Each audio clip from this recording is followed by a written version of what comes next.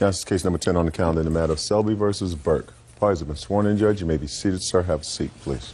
Mr. Selby, the defendant is your former girlfriend. You have a child together, and it is your claim that she filed 2 cases against you for domestic violence, both of which were false. One she dropped, the next one she pursued. You were found not guilty, and you are suing her for those false charges. Ms. Burke says that you did, in fact, put your hands on her in a violent manner on both of those occasions, which is why she called the police. Yeah. How old is your child? He's almost 2. Do you have an order declaring you to be the father of this child? No. Why not? My name's not on the birth certificate because she was married when my son was born, and I'm not legally considered the father. He is. He went to court and said that he was the father when in my divorce. Okay. Well, he may have gone to say he was the father in your divorce, but has there been an adjudication of paternity in any court? No, ma'am. No. Oh, you are, sir. Listen to me very carefully. I have a surprise for you. You're going to be very happy to hear this. It says the third-party defendant, that was you, Jason Selby, that is your name, is it not? Correct. Is hereby established as the biological father of the minor child, Brendan Selby. Okay. We're going to get you a copy of this, sir. Okay. Thank you. You are the father. You have certain rights and certain responsibilities, Mr. Selby. It's interesting when I read your case, when I read your complaint, the defendant is now living in another area, so you haven't been seeing your son. How old was your son when you two separated? It was about 1.5 years. Okay. Now, Ms. Burke, I'm coming to you. When was the first instance of domestic violence which was the subject of a restraining order that you placed upon Mr. Selby? September. Okay, and tell me what happened in September of 2004. He came. Who was this, by the way? This is the guy that used to live up front, our neighbor, Robert Menu. And what is he now? A witness to both. Okay. This is not the boyfriend that he talks about, is that right? It's not the boyfriend. He's never been my boyfriend. But he came with you to court? Right. And you live in Florida? Right. And he flew with you from Florida? Right. Did you Yes. stay together last night in the same place? They wouldn't give us 2 separate hotel rooms. I'm just asking you a Yes. question. Yes. Okay. I never stayed in the same hotel room with a neighbor when I traveled. I asked, and they said that there was going to be at least 2 separate beds, because I asked her about that, about getting 2 separate hotel rooms. Mm-hmm. You think I believe you? I don't.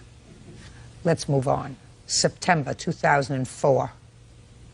He came to the house, and we were arguing about Brendan, our son.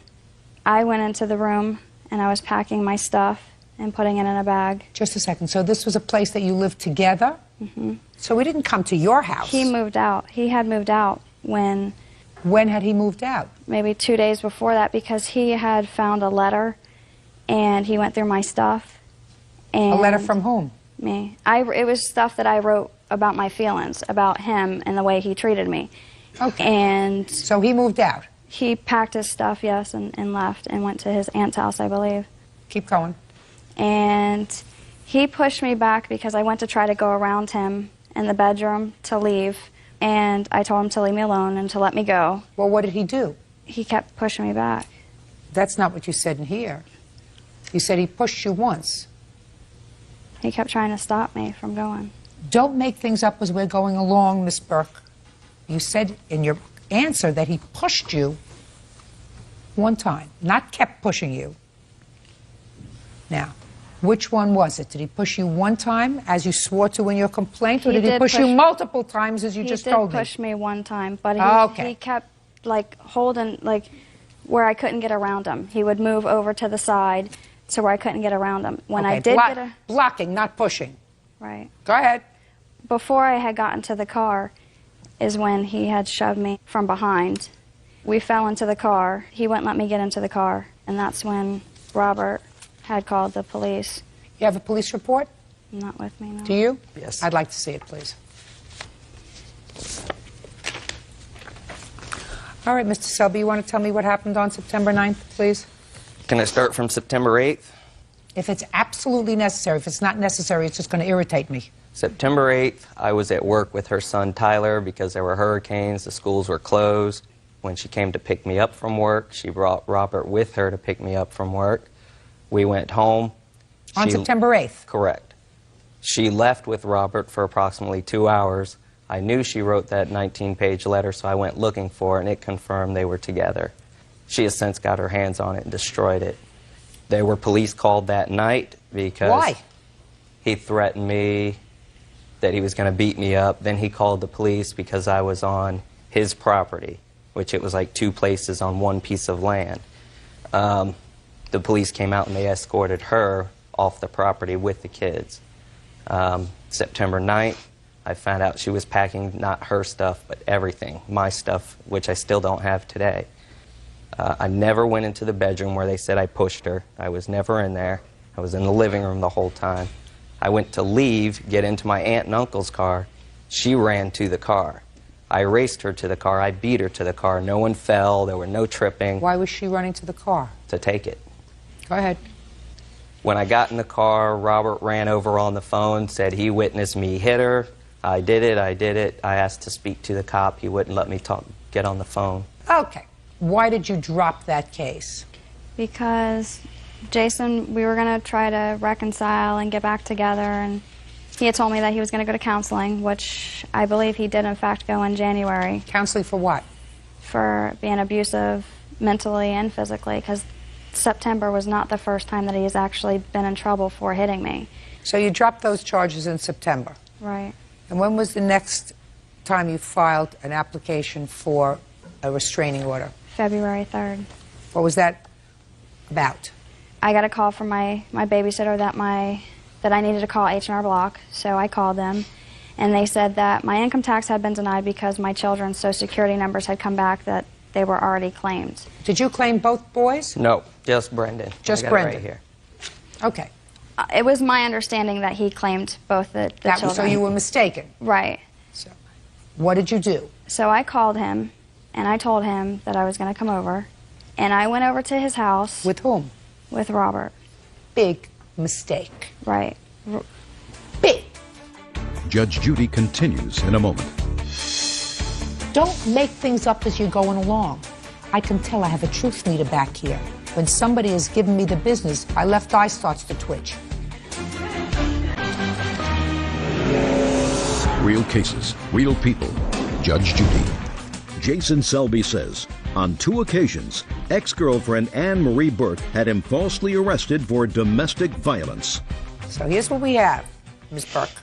We have your husband, who, according to the police report back in September, was of the belief that you were having an affair with Robert. Right. That's all over the police report. Whether you were or whether you weren't, I don't have to get into now. That's not my business. Quite frankly, I don't care. The fact that you shared a room together last night is some indication to me that you're more than just friendly neighbors. However, you knew that he was harboring that belief, so to bring Robert to his house was a large mistake. Well, the only reason why I brought Robert was because he's the only one that I had as far as a male figure, because I am afraid of Jason. Then you shouldn't have gone to his house. What do you think you were going to accomplish going to his house as opposed to asking him on the telephone what happened? I couldn't ask him on the telephone because his phone was breaking up. There was... Put your hand down. This was an emergency situation that you had to go over with him that day? I was upset. You were I wanted angry. to talk to him. Just a minute. You were angry. Yes, ma'am. So, you were angry and you called Robert to go over with you. Right. What happened when you got there? I went up the stairs. And where was Robert? Sitting in the car. Go ahead.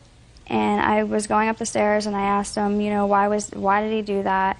I said, you know, I'm trying to get money What do you to mean, get... sir? Going up the stairs, I didn't hear him at the door. I didn't. Oh, he was outside. When we pulled up, he was standing outside smoking, and we could see him the way his house is. There's stairs that go up this way, and you got to go around So you're the going up ledge. the stairs, and as you're going up the stairs, what are you saying to him? I asked him why he was why did he claim the kids? That doesn't sound right to me, madam. You were asking him in the same kind of voice you were asking me? No, I was angry. I mean, I wasn't yelling and screaming, but I was talking a lot louder than what I am now. I assumed you were. Go Yes. ahead. And I told him, I said, that's not right that you claim Tyler. It's not right that, I said, you haven't paid child support. You haven't come to see your kid. And I said, you can at least let me claim the kids. I'm trying to make it on my own. That's not, you weren't having this whole discussion as you're walking upstairs, madam. That doesn't sound logical. If it doesn't sound logical, it's not true. By the time I was steadily talking. I know what from you're thinking, but that's not what you were saying to him as you were walking upstairs furious because you had just gotten the call from H&R Block, and the first person you called was Robert. How tall are you, Robert? 6 foot. Yeah. Called Robert to come over with you. Okay. So you're walking up the stairs screaming. Go ahead. I get around the corner, and we start talking, arguing. I told him that he's not a good father. We started arguing about that, about him not being a good dad and him not coming to see Brendan. I did tell him that he was, and he asked me, because I had called the IRS and found out that he can't legally claim Tyler. And that's what I told him he was for. And no, you just said you was, because I called the IRS. Right. You didn't go through this whole explanation. You just said, listen to me. Don't make things up as you're going along. I can tell I have a truth meter back here. When somebody has given me the business, my left eye starts to twitch.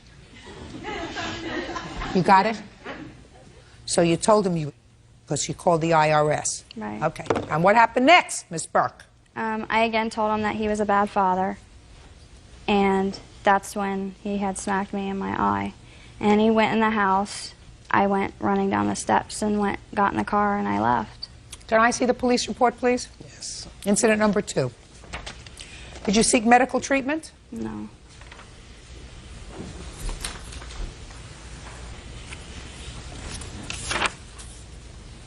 Can I clarify that day? First, on January 24th, I called her because she told me she moved to South Florida and she was living with her brother in South Florida. Up until February 3rd, that's where I thought she was living. She told me if I tried to call down there to be in my son's life, she was going to get me in trouble for harassment. So I called the police to verify that. They said she could say whatever she wants, but it would be Can we get to, please, to February 3rd? February 3rd, I spoke to a family lawyer and the county courthouse. I couldn't file anything because I didn't know her address. That night, I got home from work. I was playing PlayStation, got a phone call on my cell phone, answered it, and there was low signal, and it didn't come in. She called back about 2 minutes later. She said, "Good, you're home, I'm coming over," and hung up on me. She pulled up. I was standing on the balcony. She got out of the car, and her first words were, "You're an effing thief." Go ahead. So I went right in the house. I shut the screen door, and we were separated the whole time by a screen door. Robert, I didn't know he was there until I got the copy of the police report. I never once saw him there. I called the police the minute she said, "You're," and she left. Called the police, explained that she falsified a report once before. I don't want to be in trouble. They assured me I wouldn't be in trouble. Police officer showed up at my door, told me that I was accused of hitting her, and I basically ended up going to jail. How long? For overnight. What I don't understand, Miss Burke, is this. You testified a moment ago that you were afraid of this man, that he had been abusive to you. So I don't understand why you went over to his house. Because I didn't think that having somebody with me that he would do anything. I didn't think that he would do that. The person that you brought with you was sitting, according to you, in the car. Right. And the first words out of your mouth were what? I told him he was a thief. I didn't... No. You told him he was a blank thief. No, I didn't say that. I did not say that. I told him he was a thief. Okay. So the first thing that you said to him was, "You're a thief," as you were walking up the stairs. Yes. You were angry, agitated. Did you think that that was going to provoke him? Especially since you were wrong. You're right. And you think that if you hadn't gone over there to this person that you were really afraid of, that all this would have happened? I didn't honestly think that he would do something with somebody there, because when we did pull up, he was leaning, smoking a cigarette out over the... Well, what did you intend to accomplish? Miss Burke. He had already claimed your son, you thought 2 sons, but he had already claimed your son on his tax returns. That was done. I thought that he would help. You thought that he would help, and your first statement to him was, you're a thief? That's the way you wanted to start this exchange, this friendly exchange? Now, Mr. Selby, have you ever exercised poor judgment with regard to Miss Burke? Yeah, meeting her, unfortunately. Well, I'm not talking about just meeting her. I'm talking about other things. Have you ever exercised poor judgment? Yes. And have you ever exercised poor judgment when the police weren't called? Probably. The primary thrust of your complaint here is that you were embarrassed. For the defamation of character. Right. I can understand that that happened.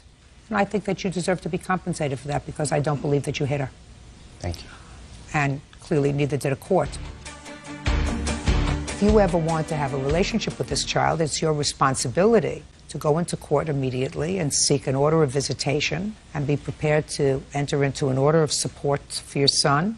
She didn't move out of state, but she moved away from where the 2 of you were living. Certainly, you wouldn't like it if he took the child, would you? I actually set up dates for him to come see his son. How and he far won't away come. did you move? Like 10 minutes. I only live like 10 minutes away from him, and my phone number is then what are you never changed. complaining about, Mr. Selby? To this day, I don't know where she lives. He's always known where I lived, and he knows my phone number. It's never changed. Easy. If you say he knows where you live, where do you live? My new address is 216 Street. When did you move there? Probably like a month ago. Did you give him that address? No. 'cause So we he weren't doesn't allowed have to- that address. He has my phone number. Listen to me, Miss Burke. I speak English. It's I- my primary language. You say he's always known my address. He's always known where I lived. From the time that he's been trying to visit his son, he has always known the house that I have You stayed said in. that you moved. I moved. I don't understand. Stayed in, lived. You know, you're being slick with me. Don't be slick I'm with not me. trying to be slick. I'm Mr. nervous, Selby, and he's had the you opportunity. go to court, establish an order of visitation. That's what you have to do. She didn't move 100 miles away. According to her, she lives no more than 10 or 15 minutes away from where you live. Is that what you're swearing to today, madam? Yes. Well, that's what you have to do. In order, I tried, but I don't have a physical address where she is. Well, now she just gave it to you. Right. And in the beginning, she moved right in with Robert. So I wasn't There's gonna no go question visit. about that. She identifies Robert, and Robert identifies himself as her live-in roommate. Yeah, it's going to be very That- tough just for a second. me. Very live-in. Judgment for the plaintiff in the amount of $1,500. That's all. Parties are excused. You may step out. Yeah, it's case number 74 on the calendar in the matter of Sadler versus Russell. Parties have been sworn in, Judge. You may be seated. Mr. Sadler, I have a question, and it has absolutely nothing to do with the case. Did that outfit come with a jacket? No, ma'am. Oh, okay. I just curious. Actually, I grew out of it. You grew out of the jacket? Okay. I mean, the outfit looks nice. It just looked as if it wasn't quite finished.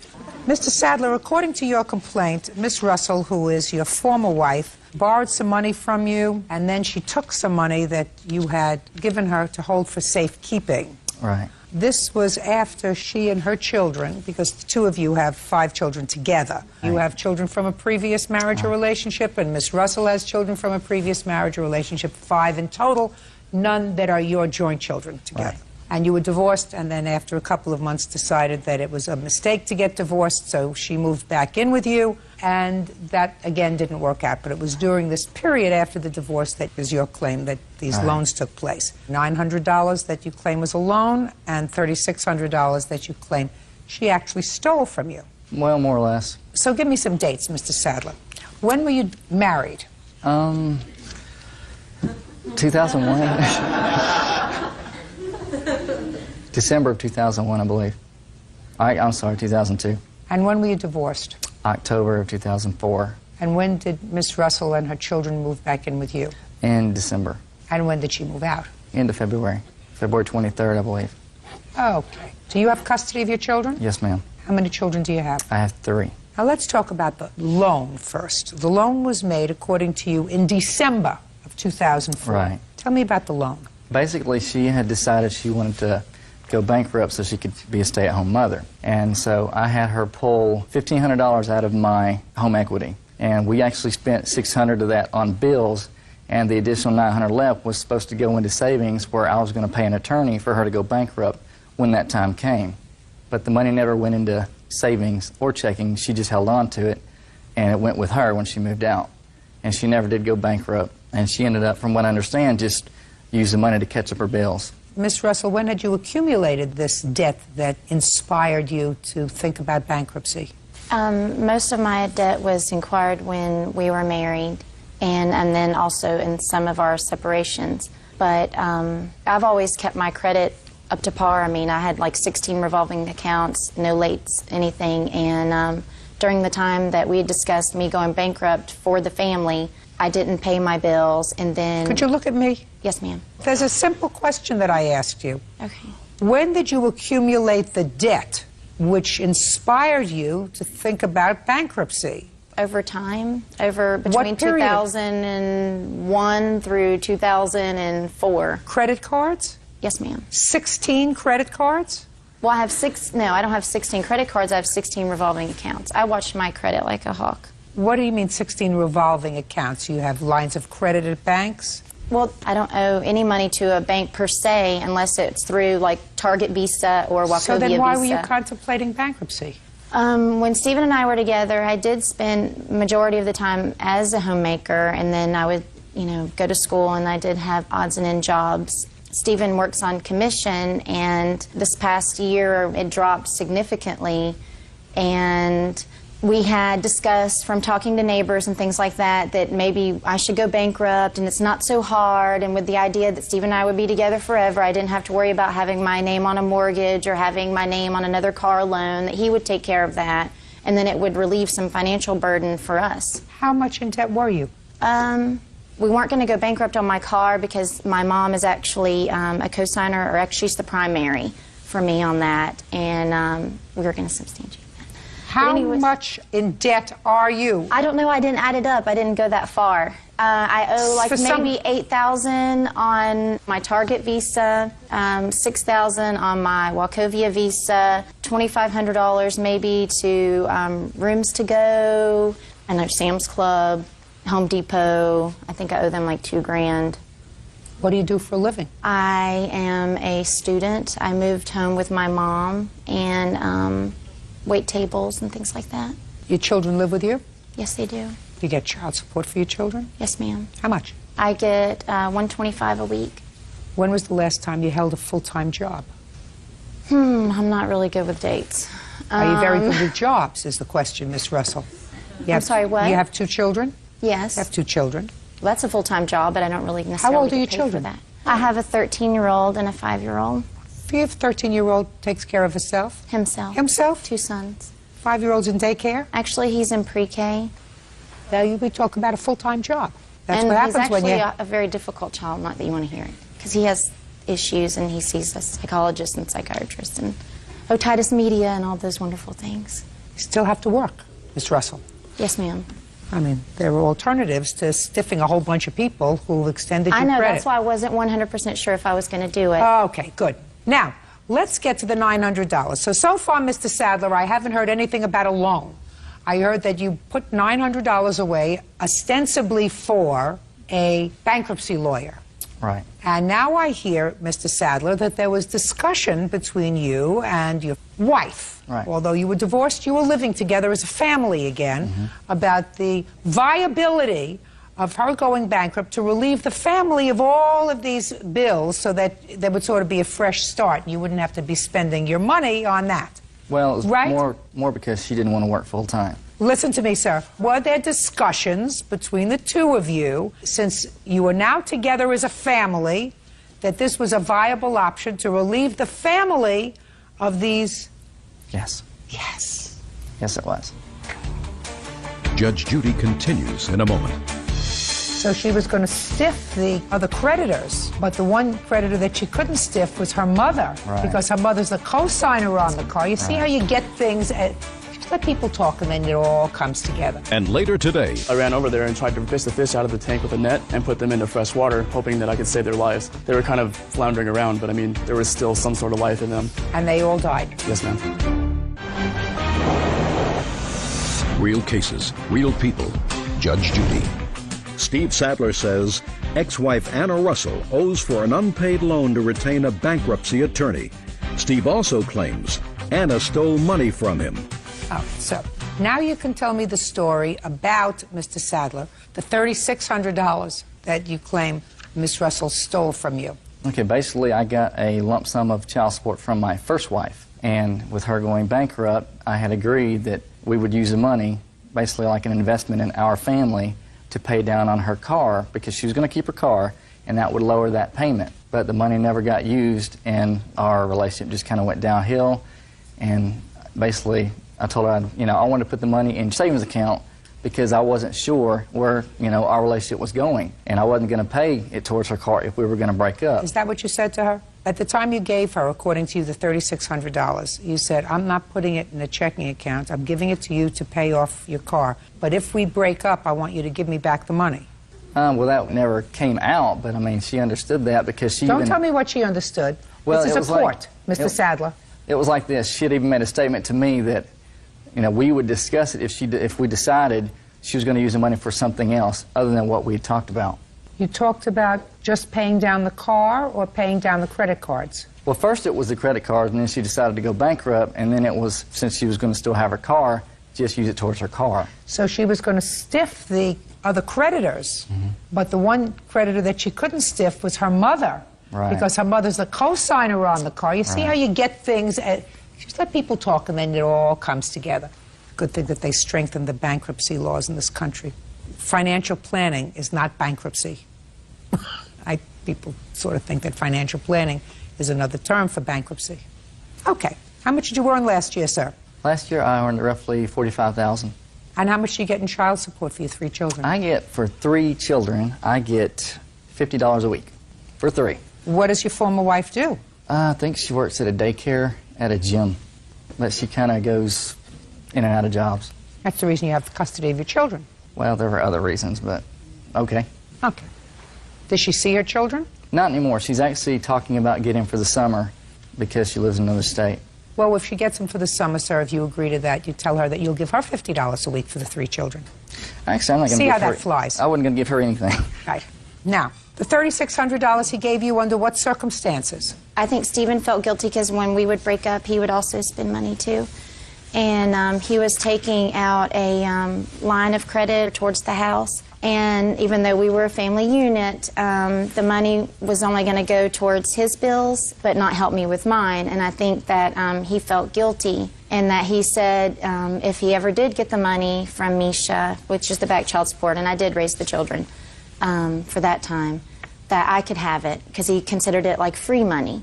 I can even remember when I was even at home with him and my mom was on the phone and he was saying if he did get the money, that I could have it. And I was like, Mom, you need to write down this date, because we didn't really know, because we have an up and down relationship. And I got it, Miss Russell. Okay. But he did give me the money and I didn't steal it. What did you do with it? I paid it towards my bills. And just to let you know, I didn't just want to go bankrupt. It was, he was even saying, you need to go bankrupt before these laws come into effect. It's going to be harder. Well, whatever. But I do In care... any event, Mr. Sadler, I don't hear anything about a loan, sir. I don't hear anything about a loan for the $900. And I read your complaint very carefully, which I don't buy. I'm going to tell you why I don't buy it.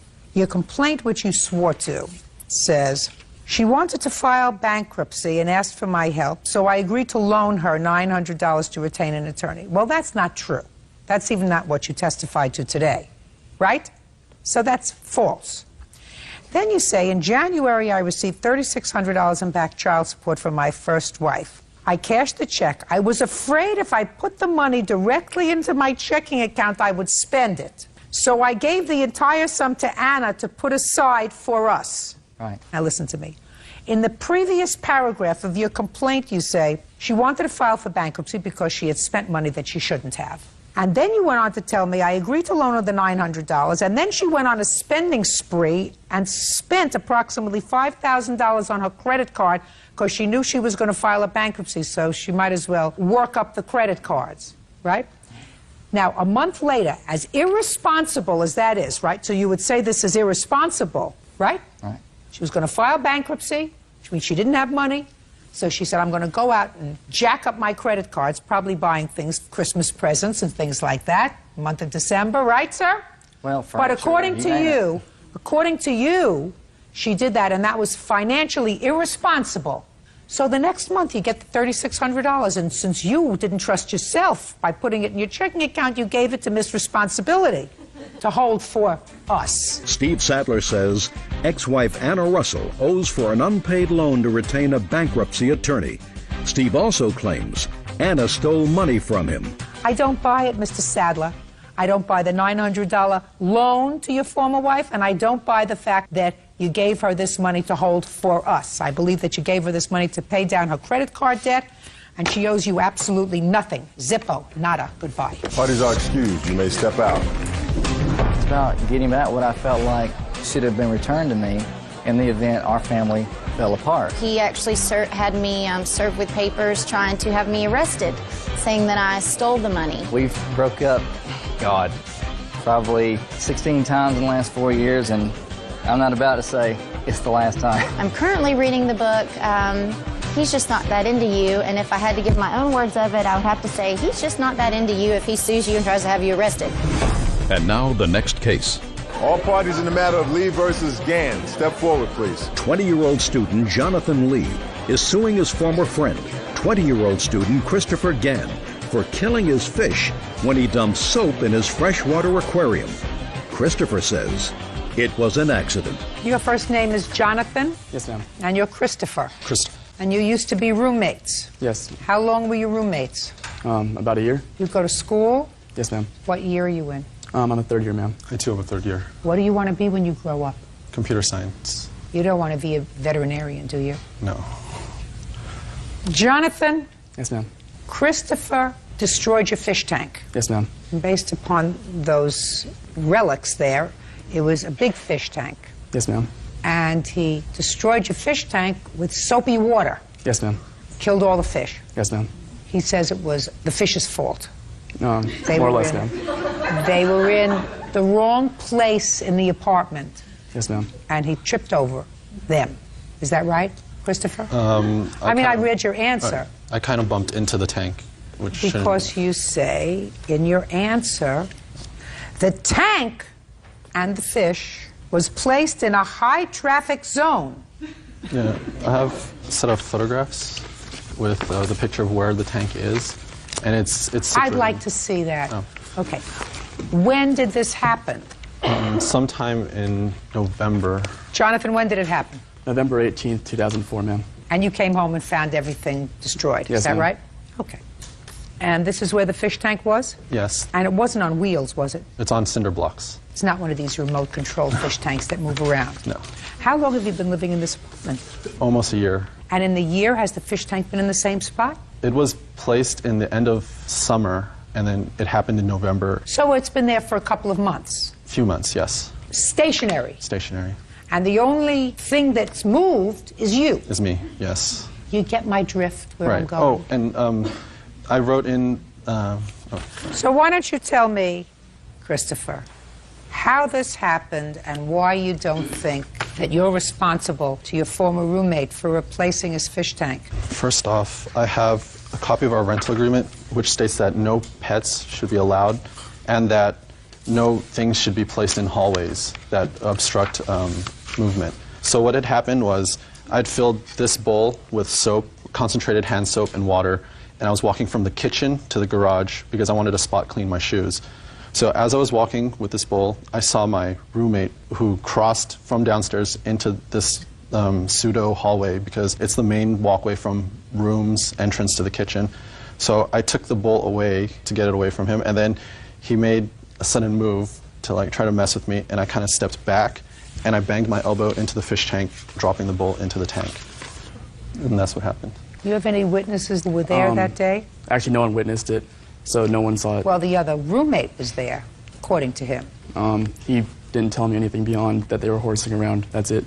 Tell me what happened when you got home. When I got home, I came in from the garage and basically saw him and another roommate removing bubbles from the tank. And I was kind of shocked. And I go, "What happened?" He said, "I spilled soap into your tank." "How'd you do it?" "I was horsing around." "Well, what are you doing?" "Well, I'm moving the bubbles." So I ran over there and tried to fish the fish out of the tank with a net and put them into fresh water, hoping that I could save their lives. They were kind of floundering around, but I mean, there was still some sort of life in them. How many fish did you have in the tank? I had sitlets and plecos and a gourami, ma'am. I was trying to breed them. So you had 6 fish? I believe I had 7, 9, 10 fish and 2 snails, ma'am. And they all died? Yes, ma'am. Christopher, listen to me carefully, sir. Whose fault do you think it is that all these fish died? I think it should be, it's mutual, like, he shouldn't have had the tank there in the first place. The tank's been there for months, sir. When for the first time did you complain to him that the tank was there? I didn't want to complain to him. So you never complained to him? No. When for the first time did you complain to him that he was in violation of the lease because he had pets in the apartment? After he trying to come after me for $400. But not before? No. So that's a lot of baloney. What you're saying to me really is, it's my fault and I'm trying to find some reason to avoid responsibility. So far, I haven't heard it's my fault because I was horsing around with my roommate. It is my fault. Good. Judgment for the plaintiff in the amount of $330. Thank you. That's all. Parties are excused. You may step out. Now, this is case number 8 on the calendar in the matter of Flynn versus Cavett. Parties have been sworn in, Judge. You may be seated. Miss Flynn, how long have you lived in the building where you are currently residing? I'm not currently residing there any longer, but I lived there for 15 years. How long have you been out of that building? 1 month. And how long had Miss Cavett been your upstairs neighbor?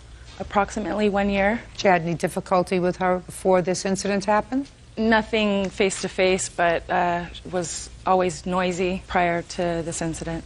Had you ever complained? No. And on February 14th, tell me what happened. On February 14th at 5 p.m., I entered my apartment and discovered that the ceiling and the walls were flowing with steady streams of water. Instantly, I ran to management and asked them if they could assist me in the problem, and informed me that Jasmine Kiveth, the resident above me in number 327. Don't tell me what they said to you. Pronounce your last name? Cavett. Miss Cavett, you were home on February 14th. Yes. And you're going to tell me that through no fault of your own, the bathtub overflowed. Yes. And it was that overflowing bathtub that caused the damage to Miss Flynn's home. Yes. Because it was the bathtub's fault. No, Your Honor. Well, that's what I read here, was the bathtub's fault. The bathtub didn't have an appropriate little hole in it. And even though you left the water running, it was the bathtub's fault for not having a hole. There was no overflow drain. Overflow drain. I'm not good at those things.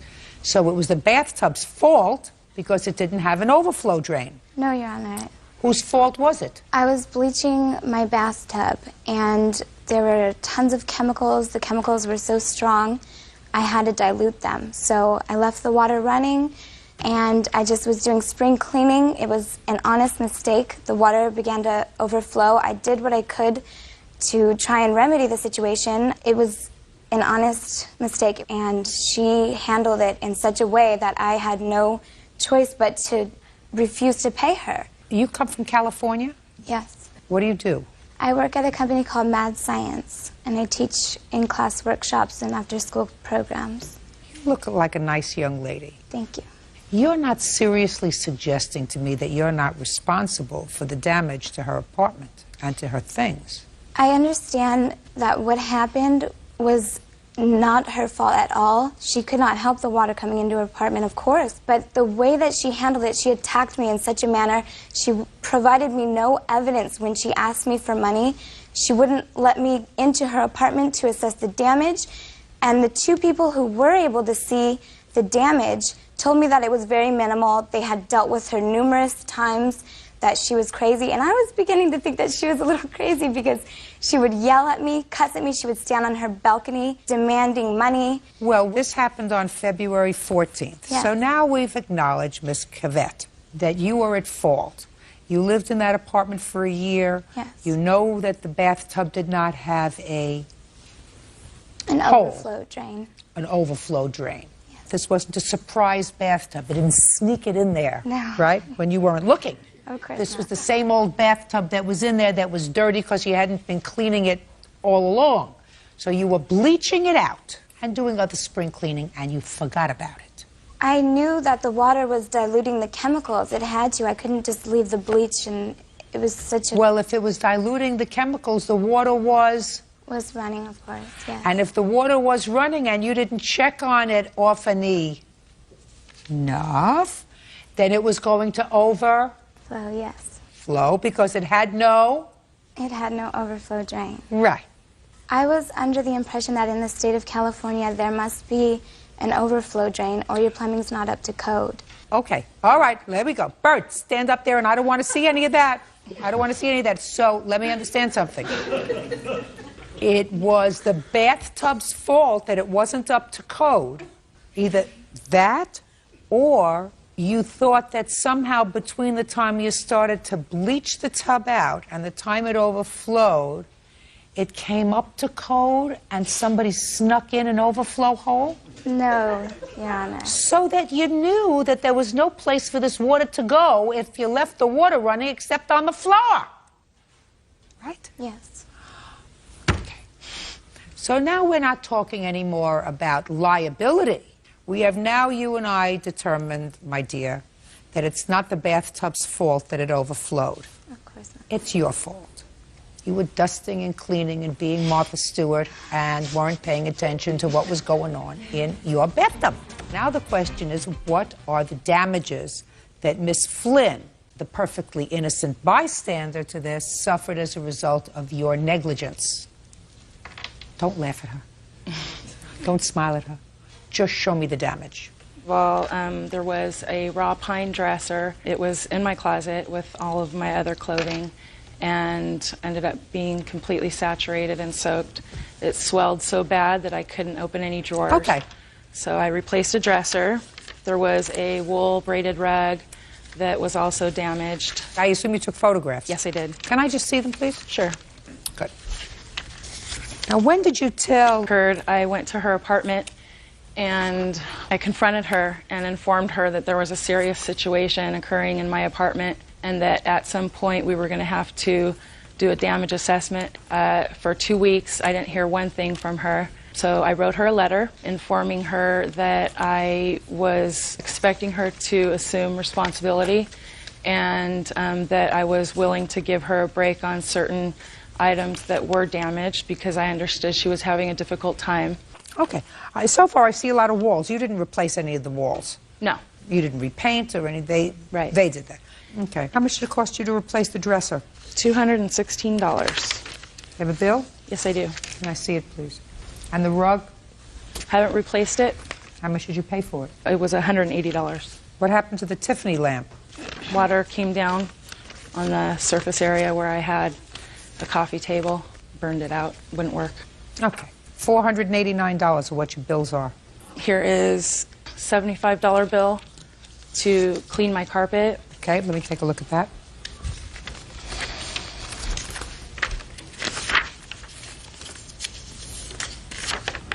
Okay. I think that you're responsible for $564 worth of damage to her apartment, including the cost of cleaning carpets. What do you want to show me? I have a letter in which she states that she bought a rug from Walmart for $39, and now she's charging me for a different one for $200. In place of the one for $180. Let me see the letter. So instead of the rug for $180, you replaced it with a rug for $39? I said that in this letter, if you'll read it, it's stating that I expected her to assume responsibility and that I would give her a break and I was willing to work with her. That arrangement was created in hope that I didn't have to go to court and sue her. Okay, the items that she originally indicated to you come to $366. Yes. Plus a lot of aggravation. Your Honor, I tried to work with her. I have a phone bill here. So what did you offer her? I called her numerous times. What did you offer her? She was harassing me, and I asked to see the damage. I couldn't offer her anything without knowing what I was paying for. All I asked for was a mere photograph or to be let into her apartment to see. You know, I apologized for what happened, but I said, can we work together? Can I see what's going on? I can't just blindly hand you money and say, here, I know there was a flood, so here's all my money. All I asked was to see what happened. Judge Judy, for 2 weeks, I had to try to wrangle her into coming to take damage assessment into trying to come to my apartment. What was the set up first an date on appointment. your phone bill? What was the first date that you called her after the flood? February 22nd. That's not enough. That's not before I had her phone Listen number. to me, my dear. You don't need a phone number. You go up to her apartment, write her a note. I did. I didn't write a note, but I knocked on the door. Listen to me. If this happened on February 14th, Yes. you going up to her a week later is not sufficient. You calling her on the telephone a week later is not sufficient. She's not going to keep dirty laundry, a rug around while you make time to go up to her house. Judge Judy continues in a moment.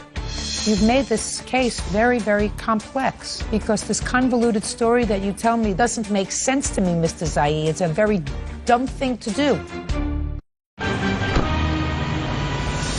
Real cases, real people. Judge Judy.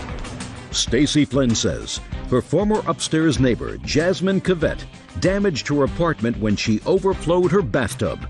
Jasmine says it was an accident. Look, the original bills that you gave her amounted to $366. What you've padded over the next couple of months, because you've been aggravated and annoyed, come to $564. Quite honestly, I believe that your time is worth something. Thank you. Your time to clean the premises, the time to get rid of the rug, the time to go out and buy new boots, the time to sop up the stuff, the time to wait for people to come and clean the carpeting. That's worth something. Now, the fact that the defendant says it was an accident, well, it certainly wasn't on purpose. She didn't mean to cause this flood, but she did cause the flood, and she was responsible for the consequences, including your loss of time. Judgment for the plaintiff in the amount of $600. That's all. Thank you. Parties are excused. You may step out. I didn't even know her. She apparently didn't like me. I have no idea why. Completely irresponsible, total drama queen, liar. I felt unsafe going home. I never knew what she was going to do. Never once did she even come down to my apartment and ask me if she could help. Where's my effing money?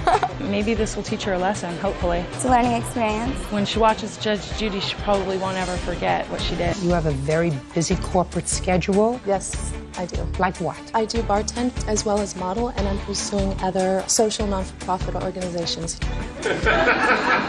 She for real or what?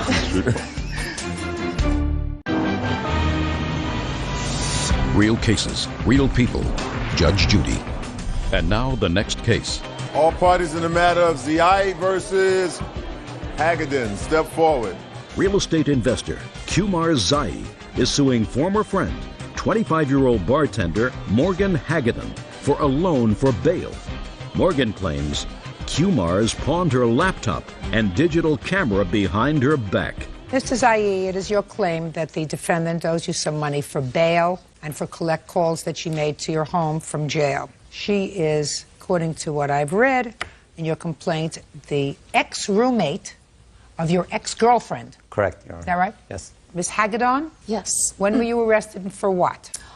It was early March of last year, and I was arrested for driving on a suspended license. Why didn't you have a license? Prior court tie-ups. What does that mean, prior court tie-ups? What had happened is I had received a notice in the mail, and I did not fill it out in time or get it back, and therefore my license was suspended. How many times was your license suspended? Just the once, but due to missing court dates and whatnot, I got it revoked as well as a bench warrant for my arrest, and that's when I was arrested. You have a very busy corporate schedule, Ms. Hagedorn? Yes, I do. You do? Like what? I do bartend full-time as well as model, and I'm pursuing other social non-for-profit organizations here in, well, my hometown, St. Louis. Is she for real or what? It takes up a lot of my time. You get a copy of my old book, will you please? Put that on your schedule. Why did you call Mr. Zayi when you got busted? I called my roommate, and she was at his apartment, and I didn't know what to do. Called your roommate on her cell phone? That is correct. And you found her at Mr. Zayi's apartment? They witnessed the arrest, and they were aware of what had happened. Just listen to me very carefully. You called her on her cell phone? I do believe. What does that mean, you do believe? It's been a long time, and it was a very traumatic night. What do you do for a living, Mr. Zaid? I'm a real estate investor. Did she call you in your house? Yes, Your Honor. You have the phone bill? Unfortunately, I couldn't obtain the phone bill. No, I don't have the phone record. Well, what evidence do you have of this whole thing, sir? Well, I do have a paper from the court from the day that I actually went and bailed her out of jail. I had to charge it on my credit card. There was a record of that, and which was actually the bond money. And I also have a court paper that shows that they refunded the bond money to her and her attorney instead of coming back to me. Why is that? Ms. Hagedorn, why did you take the bond money? I did not receive any bond money. I was told that I was not to receive it, and it was to be paid to my attorney for services rendered. Who's your attorney? Leland. Phone number? I do not have that information on Go me. get it! Go get it! Okay. Ready? Area code 947. Okay, and it is your testimony that you never saw any of this money, and it went to your attorney for counsel fees that were your responsibility? Yes. They were Mr. Zaid's responsibility? That is correct. Good. So why don't you owe him this money, $1,095? Well, what happened, Your Honor? Kumars told me that he had taken my laptop as well as my digital camera that was at his girlfriend's grandmother's house, and he pawned it off. This was a brand new laptop.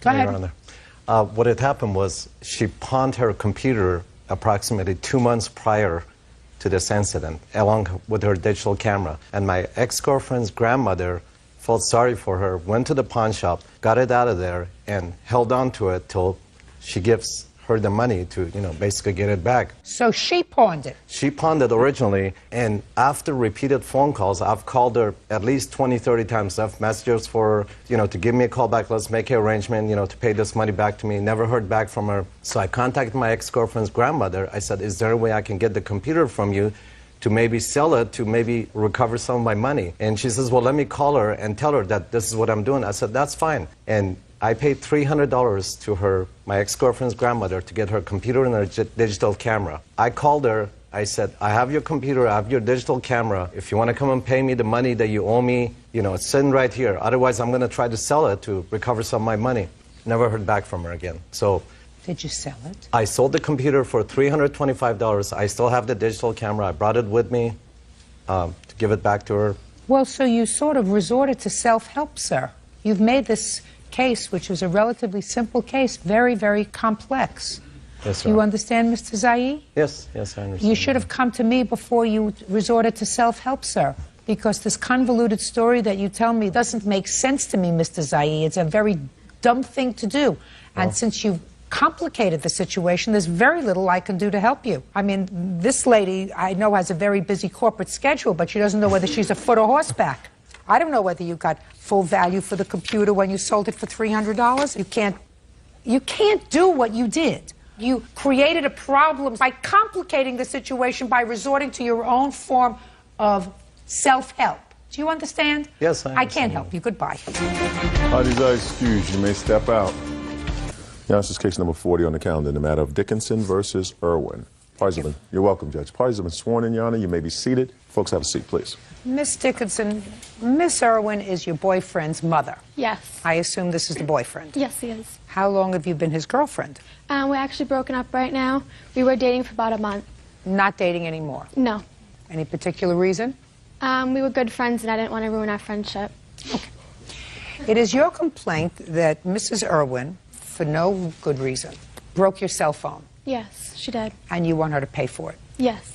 And Miss Irwin says you were an uninvited guest in her home, and that precipitated this incident with the cell phone. So why don't you tell me when this happened? This happened in February, the 21st. Ryan and I were dating at the time. We had gotten back to his house and we were watching TV, relaxing. Where were you watching TV? Up in his living room. And Bernice came home. Bernice, that's you? Yes. And she came home yelling and freaking out on Ryan. She began to yell at him even more and put him down. What was she saying? You're a loser, you're good for nothing. And then she began to hit him, smack him in the face. What did he say to her? Nothing. Nothing was really said. She was just like, you're a loser. and Ryan was just simply not saying anything because I was present. And when she came into the living room, she was yelling at me, and then she had hit Ryan across the face, and then she did it a few more times, and I told her that if she had kept hitting him, that I was going to call the cops, because I did not feel comfortable whatsoever. She looked at me and said, I'll do whatever I want, this is my house, hit him again, and that's when I had called for the police assistance. Okay, so you used your cell phone to call the police? Yes, I did. Okay, what happened next? When I was on the phone with the police, she was still yelling at Ryan, and they got it on tape and everything like that. And I had said I need police assistance to this address. And then she had noticed I was on the phone with the cops, and then she had attacked me. And I have pictures here of the bruises from when she grabbed my arm and my wrist. Is that when your phone was broken? Yes. Well, tell me how it got broken, Miss Dickinson. I was on the phone, and she had grabbed my arm, and then she was fighting with me. I was telling her to let go of me, not to touch me. And then she grabbed the top half of my cell phone and snapped it off, and opened her front door and threw it outside in the snow. Okay. Now I'll see the police report, please. Okay. I also have pictures of the bruises. Would you like to see them? Yes. And there's also pictures of my cell phone in there.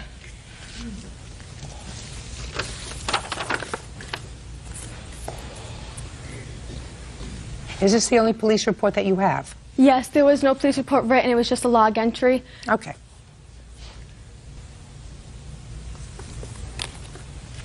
Step up, please. Your first name is Ryan? Mm-hmm. How old are you, Ryan? 18. You're not living in your mother's home anymore, is that right? Yes. Who are you living with now? I'm staying with friends now.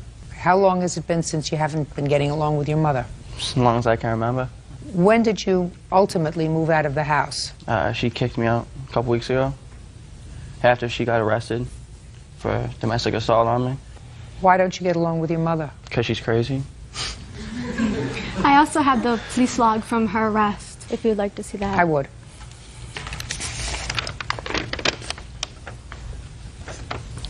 Are you going to school, Ryan? No, not right now. You working? No, not currently. How are you supporting yourself? I really haven't been. Okay. All right, Miss Irwin, what kind of work do you do? I'm a store manager. Were you working on the 21st of February? I was. What were your hours of employment? On that particular day, I worked till about 6 p.m. Did you go directly from the store home? I did not. Where did you go? I went to a friend's house, and then I came home. What time did you get home? Approximately 7 to 7:30 p.m. And you came home and you found your son and his girlfriend watching television? They were in my living room. My house was a total disaster. Ryan was not allowed to have any guests at my home without my permission, which he continued to do so, and I was quite angry. Had you ever met this young lady before? Once or twice, yes. Where? One time at my house, and another time she was leaving my house for a few minutes. That was it. You never had any problem with her? No, I didn't. So what happened when you came home on the 21st? I'd asked Ryan why he had a guest in my home. We'd had many problems in the past with him having company, and I told him he was not allowed to have anybody in my home without my permission. Ryan got very angry at me and started swearing, cursing, calling me several names. He then spit in my face, literally, and I slapped him across the face once. At that point, Jamie had gotten off my sofa and started calling me names that I will not even repeat, and I asked them to leave my house. They refused. Shh. Yes? She did say, threatened she was going to call the police. I, at that time, told her if indeed she called the police, my son probably would have been arrested because he was on probation. For what? Numerous things, assault and battery, disturbing the peace. He was on probation for assault and battery on a police officer. That's serious stuff. It had Ryan? been serious stuff. That's serious stuff? Yes. Okay, so she called the police. Yeah, I didn't know she was on the phone. I had just got done telling her if indeed she called the police. There was a lot of screaming going around, so yes, there was. Everybody was screaming. I want to know how her phone got broken. She got on the phone with somebody, I'm not sure who, saying that I was abusing my son, which was not true. That was with the police. My son had just spit in my face, and I did slap him across the face after he had called me several vulgar names. One time I did slap him across the face. Yes, I did. He I want to know how her phone got broken. Well, she was on the phone, and I, at that point, once again told her, if you want to make the phone call, go outside. I need you to get out of my house. And she refused to leave, so I took the phone out of her hand. And as far as I know, it was the top part of her cell phone that did snap off. And at that point, I threw it outside to make them leave my house. I'd asked them several times to leave. Judge Judy continues in a moment. Have you ever been in trouble with the law? Nope, never. He has been. I understand that. Set your sights a little higher. You know what I'm talking about? Yes, I have a new Don't say boyfriend. anything, Ryan. And later today, Buster's a stubborn dog, there's no doubt about it. I have a very stubborn dog, but she has to be very, very well trained. real cases, real people. Judge Judy. Jamie Dickinson says her ex-boyfriend's mother owes for breaking her cell phone. Bernice Irwin claims Jamie was trespassing on her property. Okay. There are a couple of things that I don't quite understand, Miss Irwin, and I think that probably you would have been more prudent if when you came home and found Ryan there watching television with his girlfriend, you waited until she left and then confronted him. As far as I've heard, they weren't doing anything untoward. They were sitting and watching television in your living room. So when you came home and started to go off on him in front of his girlfriend, especially a kid that you'd had trouble with and that clearly has a temper, that probably wasn't the most prudent thing to do. And then there was a lot of yelling and screaming. However, Miss Dickinson was an invited guest to your home. She was invited by your son, who lives there, or did then. And whatever argument you were having with your son, and I'm not going to get into slapping him in the face or screaming or yelling or bad names, I'm not getting into that. The only thing that's before me is whether you're responsible to buy her a new cell phone. I believe her when she says that she told you she was going to call the police, and I believe you knew she was calling the police because that's what she said she was going to do. And at that time, if you grabbed her by the arm and grabbed her cell phone and snapped it off and then threw it outside, you're responsible to buy her a new cell phone. It seems to me that there was an altercation in your home and it was getting out of hand. It was a good thing that she was calling the police. So why would you be angry? So, how much was the cell phone? It is $199.99. I have the paper from the website singular.com. Okay, can I see it, please? And the cell phone. Who is this person? Carol, a friend of mine. Was she there that evening? She wasn't there that evening. Okay.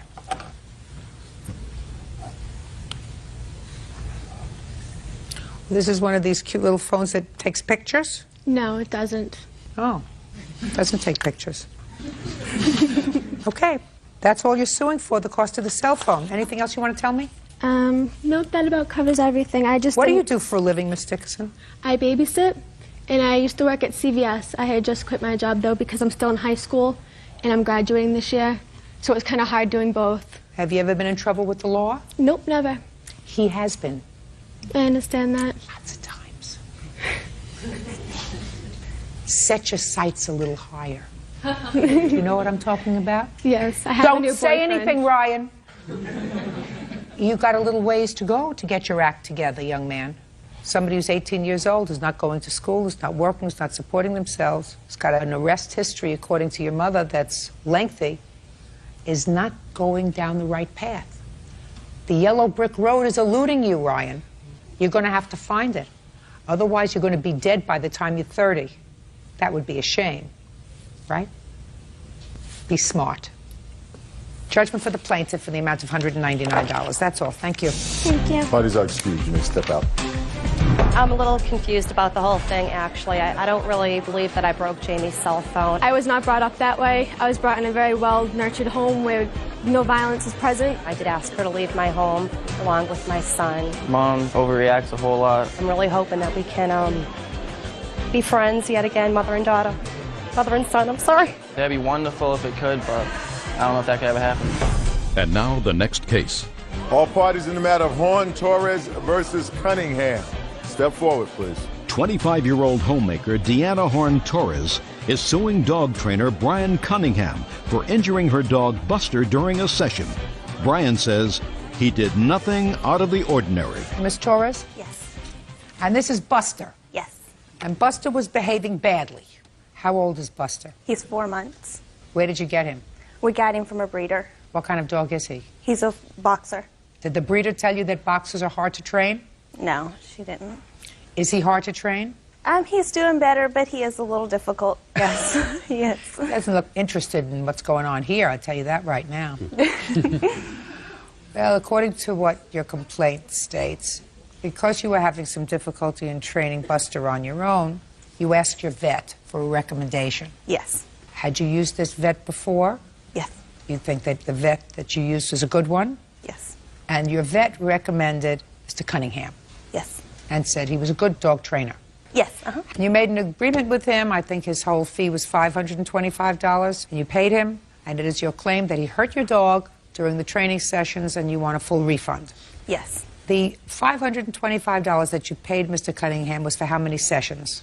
He didn't give me an amount. He said he would come to my house until I was completely satisfied. He didn't tell me how long it would take. I offer everybody. It's a 6-week course or until the dog is completely trained. What kind of trained? You mean potty trained, crate trained? Housebreaking, chewing, digging, obedience is how we do it. What if you get a really dumb dog? There aren't really very many dumb dogs. It's just folks, you've got to follow up with the instruction I give you. What about stubborn dogs? Very stubborn sometimes. Buster's a stubborn dog, there's no doubt about it. I have a very stubborn dog. But she has been very, very well trained. That's good. All right, Ms. Torres, tell me what happened.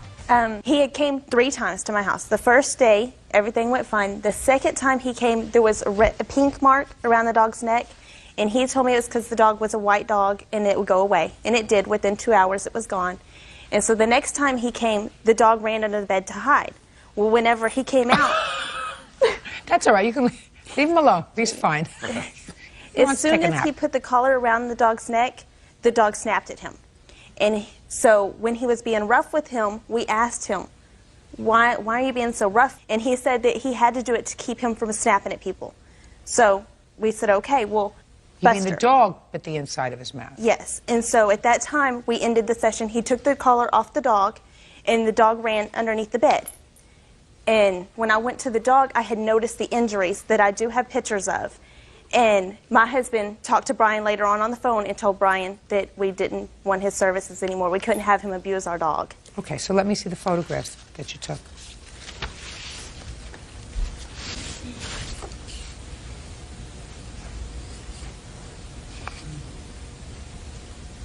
Okay, Mr. Cunningham, I'll hear you.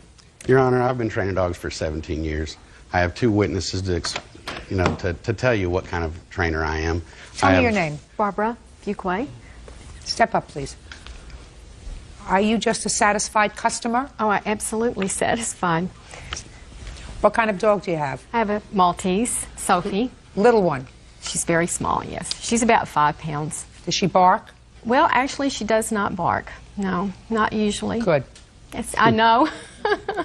I'm so happy with her, and I'm so happy with Brian. Okay. You, sir? My name is Victor McDougall, and Brian has trained 2 dogs for me. The first one was Tara, and she had a little problem with liking to chew on furniture and stuff. And, you know, Brian helped me train her and get her out of that. And most people would tell me that, boy, I wish my kids listened as well as my dog. So, yeah, so that's always good to hear. Okay. Have a seat. So this is my problem, Mr. Cunningham. I believe that you are a good dog trainer. Thank you. And I believe that because their vet, that they have tremendous confidence in, recommended you. Yes. And you bring 2 witnesses who I have no reason to doubt that say that you've been wonderful with their animals. This didn't work out. Whether you pulled a little too hard, whether the dog bruises easily, I don't know what happened. But these people did not cause this injury to the dog. I can understand they're being upset. Does it sound like you're losing yet, sir? No, it doesn't. Good. Perfect. Would you give these to Mr. Cunningham, please? We have to know when to... Okay.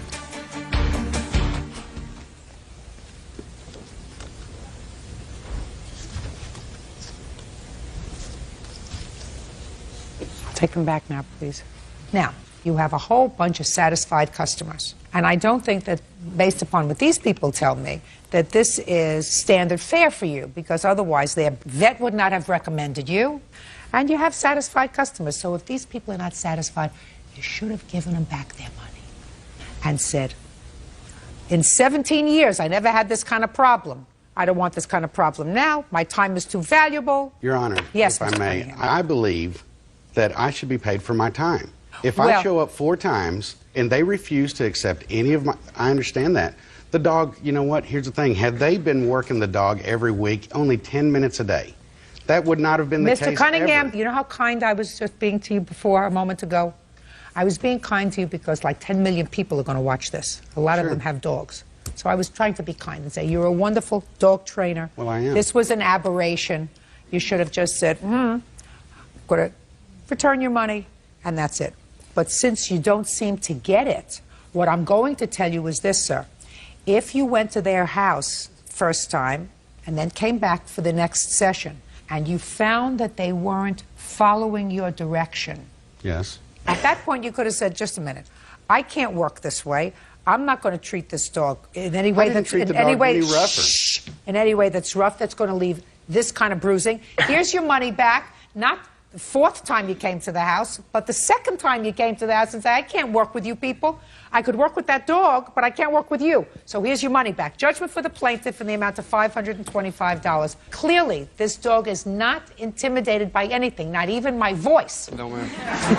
Parties are excused. You may step out.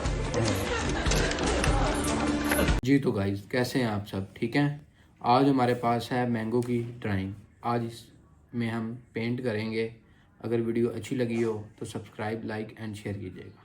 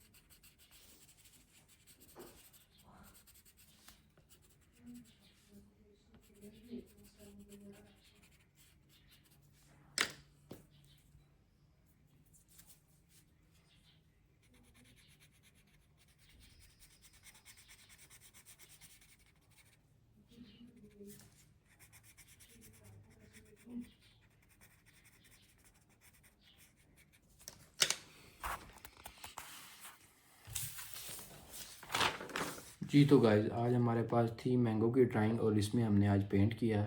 अगर आपको हमारी paint अच्छा लगा हो तो channel को subscribe and share कीजिएगा।